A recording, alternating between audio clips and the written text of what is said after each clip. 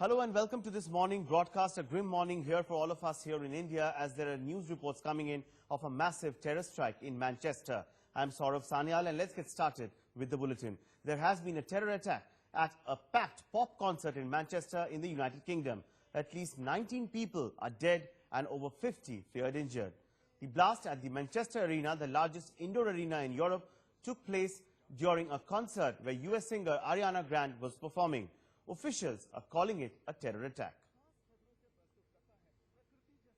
This was at the conclusion of the Ariana Grande concert.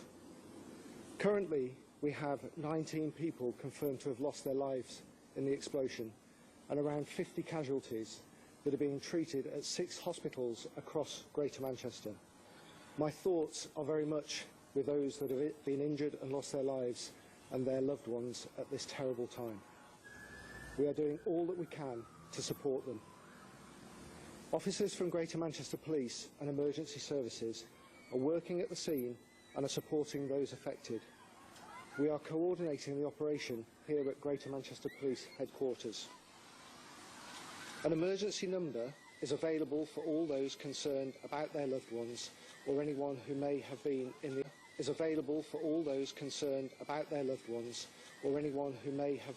the area. The number is 0161 856 9400. We are currently treating this as a terrorist incident until we have further information. It had an explosive power greater than what we have seen in recent terrorist plots in terms of more crude explosive devices. The targeting profile fits very much with groups like Al-Qaeda or Daesh, the Islamic State, in contrast to, for example, Irish Republican terrorism or a neo-Nazi type group in terms of targeting concert goers, targeting them at the entrance point, American singer. Those things all speak to that.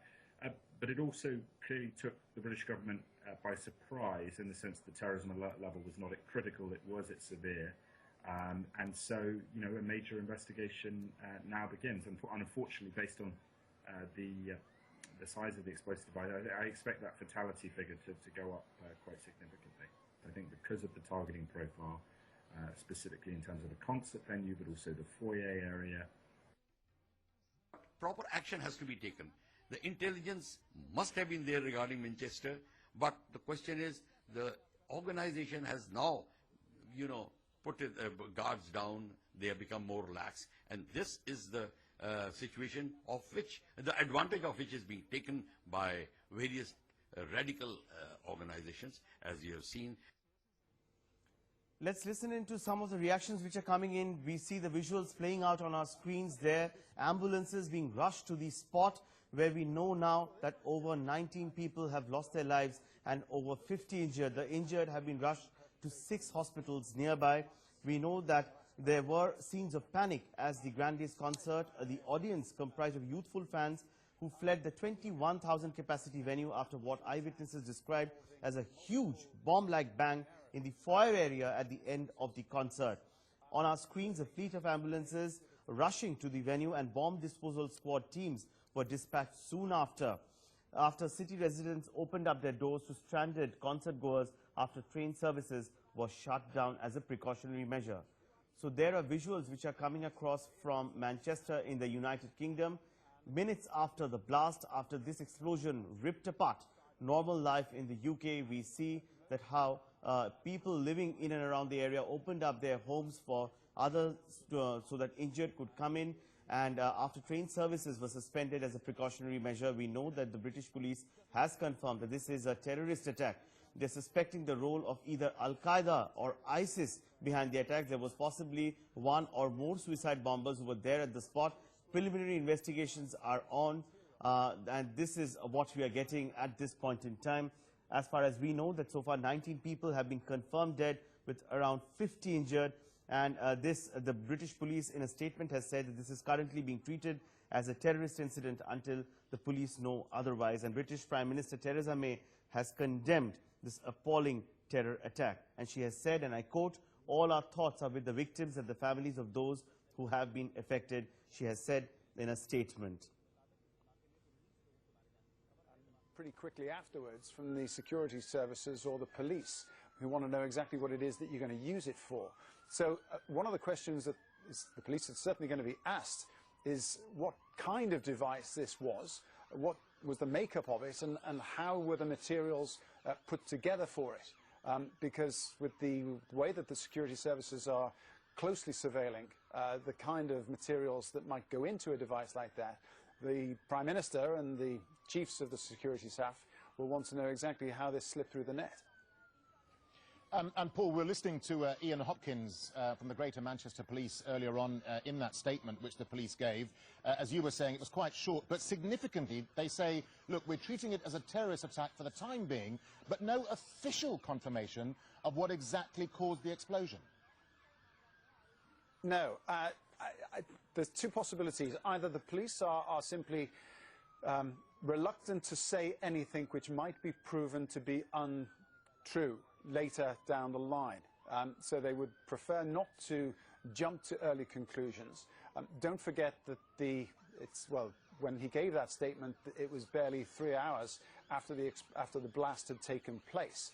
And given the cordons that have been put in place and the importance of preserving the scene from a forensic point of view, I would expect that very little forensic examination had taken place at the time when he made that statement. So he would have been dealing with very, very sketchy preliminary information.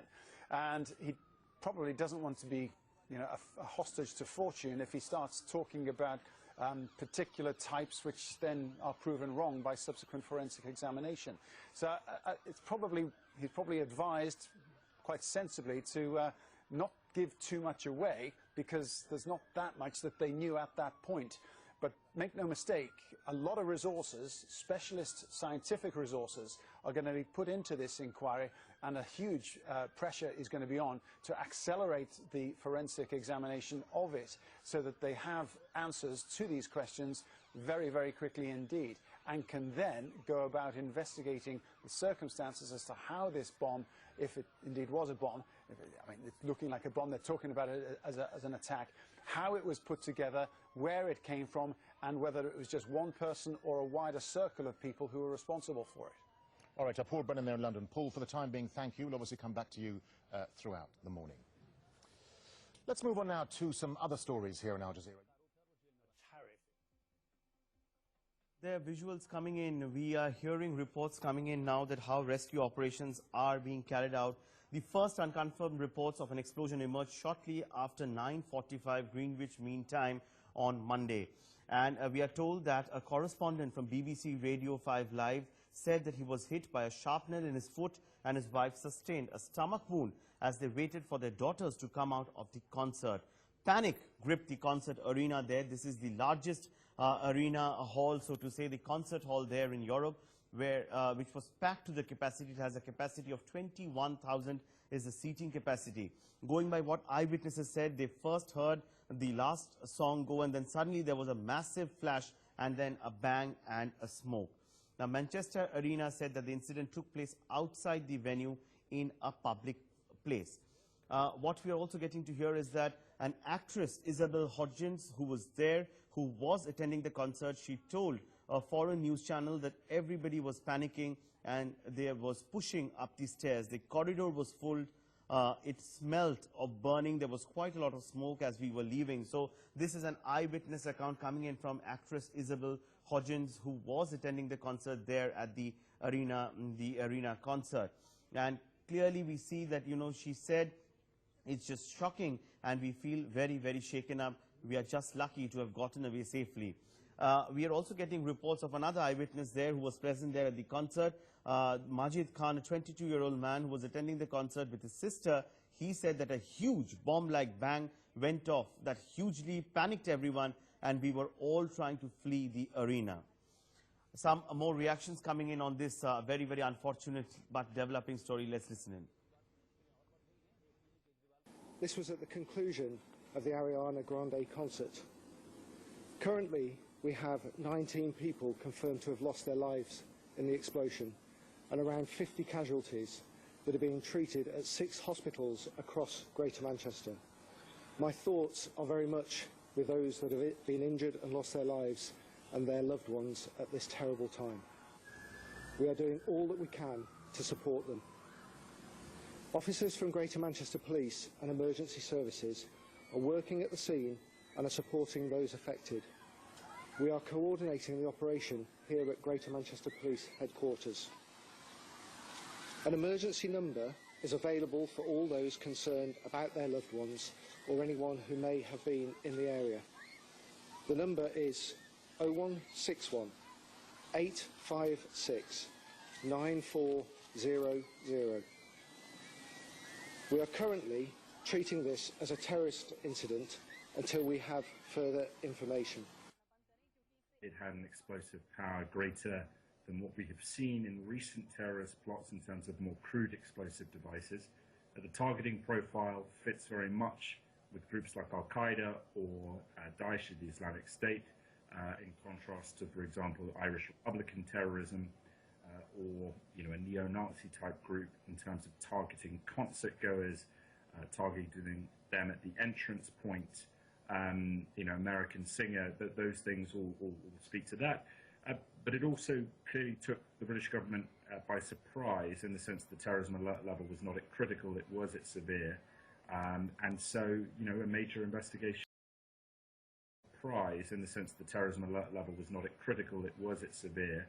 And so, a major investigation now begins. And unfortunately, based on the size of the explosive device, I expect that fatality figure to go up quite significantly.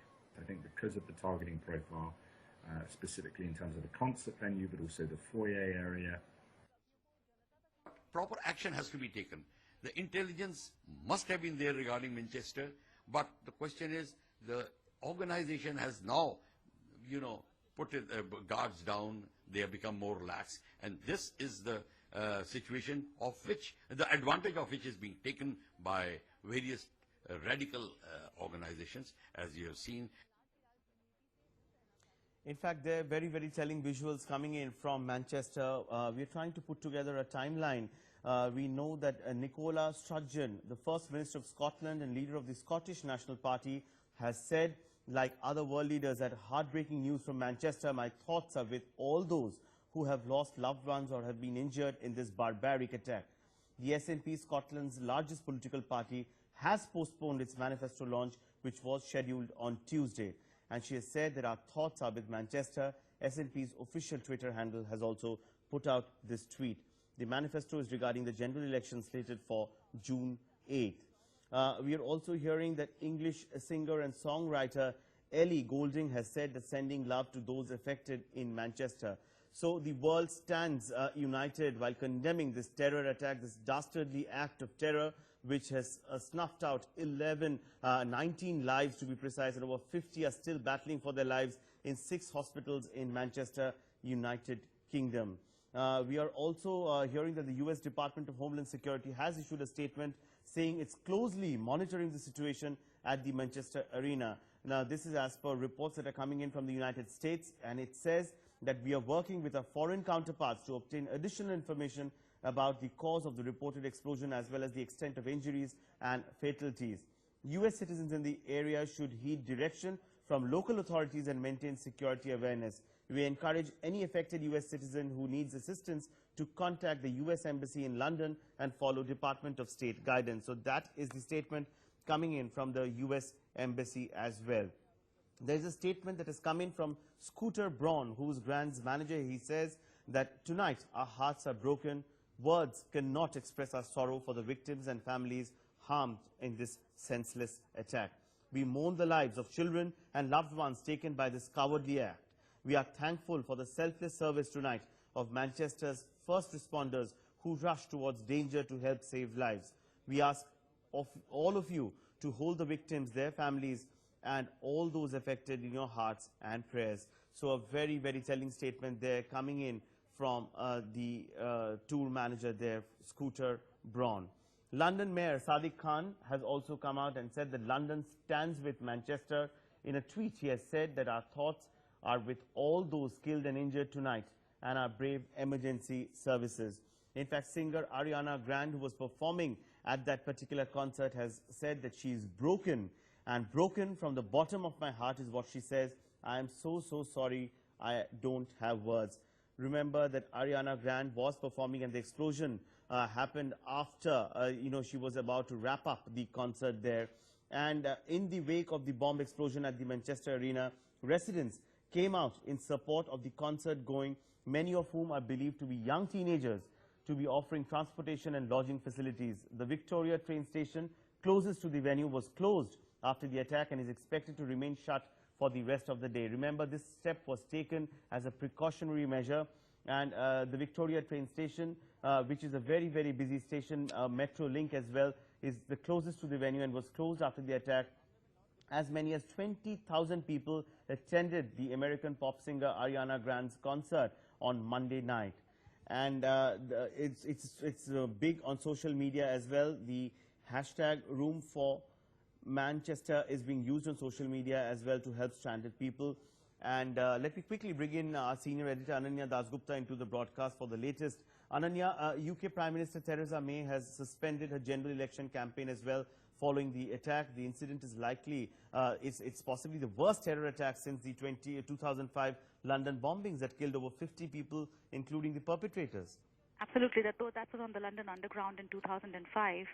This one, of course, at a packed concert. Now, this was a concert in which there were mainly teenagers, because Ariana Grande is a popular star among the teenagers. So there were parents who were waiting right outside because the concert was about to end, and people were just beginning to come outside the Manchester Arena when this blast took place. So understandably, there was chaos. What we understand also right now is that many of those injuries were from nails and shrapnels. So this was possibly a bomb that was packed with nails and shrapnels for maximum impact. This is coming, of course, close on the heels of the other incident in London, if you remember, sort of the one outside British Parliament where a man, but that was, again, a lone attacker, lone wolf attack, as it would be called, who owed allegiance, quote-unquote, to the ISIS, plowed his car into pedestrians, then tried to enter British Parliament, where Parliament was in session. He was finally overpowered by the police, though not before he shot down a policeman at the entry to Parliament, and he was killed in that subsequent struggle between the police and the attacker. So this coming close after the London attack itself. This one, of course, is being outrightly called a terror attack by the police. They are saying that we are probing it as a terror attack until we can say otherwise. What we also understand at this point is that experts are now saying this was a well-thought-out plan. The strategic planning between Monday's deadly attack at Manchester Arena indicates the work of experts. That was terror analysts are now saying, because the world over, people are now watching it. The right. US, Ananya, Europe. Request you to stay on with us. We are getting in some more inputs now. We believe that we have the tweet that has come out from Ariana Grande's manager. Let's quickly take a look at what Scooter Braun has had to say. And that the tweet is there up on our screens. And it says that Manchester attack sends shockwaves, and tonight our hearts are broken. Words cannot express our sorrow from the victims and families harmed in this senseless attack.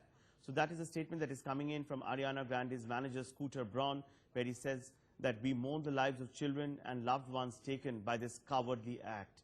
Indeed, a cowardly act, act of terror, a dastardly act indeed. And he says that we are thankful for the selfless service tonight of Manchester's first responders who rushed towards danger to help save lives. We will ask all of you to hold the victims, their families, and all those affected in your hearts and prayers. So a very emotive statement there coming in from Scooter Braun, Ariana Grande's manager there. We've seen that Ariana Grande herself has also come out and put out her thoughts, where she says that she feels so sorry. In fact, let me quickly get in a defense expert, General G.J. Singh, into the broadcast. Welcome to the broadcast, sir, but a very unfortunate piece of news there coming in from Manchester. 19 dead, over 50 injured, and the Manchester police has clearly called it a terrorist attack. I must say at this moment that this is an attack by the ISIS, because the Islamic State is on the brink of falling down, on the brink of disintegration, and therefore they have switched on to these kinds of, attacks on the soft targets so as to assert their position, as to assert that they are still doing, they are still alive. Otherwise, what I think is that this particular blast which has taken place in England is because England is also very free country like India. Being a democratic country, these ISIS, Islamic State terrorists, they find themselves to be so free that they attack such soft targets as a club or a concert, as your screen is showing. This is very deplorable, and I think the world has to wake to the reality that all countries of the world need to be united against terrorism, because it is spreading across the globe like cancer, and we need to attend to this problem. All the world leaders need to attend to this problem, because otherwise this will spread to the other peace-loving countries of Europe, as it has, caused so much of problems in Belgium, in France already. But General Singh, if we look at this, you are saying that this could be the handiwork of the ISIS over there, because the ISIS is on the brink of falling down, and this is essentially their means of trying to assert their position again. But also, getting by reports that what we are getting in from London and from United Kingdom, the police is also suspecting that this could have been planned by the Al-Qaeda as well. So they're not ruling out ISIS or Al-Qaeda. So what are the telling signs really which kind of point to the fact that this could be the handiwork of these terror outfits? No, yes, this could be Al-Qaeda as well, because the real, organization, this terrorist outfit which has caused this blast, will come out later. But to my mind, it seems that at the moment the Islamic State is the one which has got the people around the globe influenced with their ideology of Wahhabism by internet. You see, they are the only ones who has got this facility. I don't think Al-Qaeda has got their followers on the internet. So that is why I am inclined to say that it seems to be Islamic State and may not be Al-Qaeda. I'm not sure about it, but my gut feeling says that this will be Islamic State, because of their this kind of network which they have formed, because they are the ones who are influencing people not only in Europe, in India, in Asia. I would say if you take all the continents of the world, they are the ones who have got their following, whereas Al-Qaeda is more like a tribe. It is more like if you look at if you look at the timeline of terror attacks, one quick question to you: that Paris, Brussels, London, and now Manchester. Is there a pattern that is emerging in all these terror attacks? Yes, it is. It is a pattern, as you very rightly said, because the people who are not on the police radar, security agencies radar, they are the ones who are coming out. We are finding that every day there is a new name of a terrorist. It's something which is indicative of the fact that it is on the increase. This influence is enhancing by itself. It is sort of going to a large number of audience. The ideology of Wahhabism is spreading along, because every time we find there are new terrorists coming up. There are key insights there coming in from Commodore G.J. Singh. Sir, thank you so much for joining us with your input. We'll also quickly bring in defense expert Kamal Aga, who's also joining us on the broadcast now. Sir, how do you interpret this attack? Now, we are being told that it is a terror strike, as the Manchester police has confirmed, and they're suspecting that it could be the handiwork of the ISIS and the Al-Qaeda, though they're yet to come to a conclusion regarding that. But does there seem to be a pattern as far as these attacks are concerned?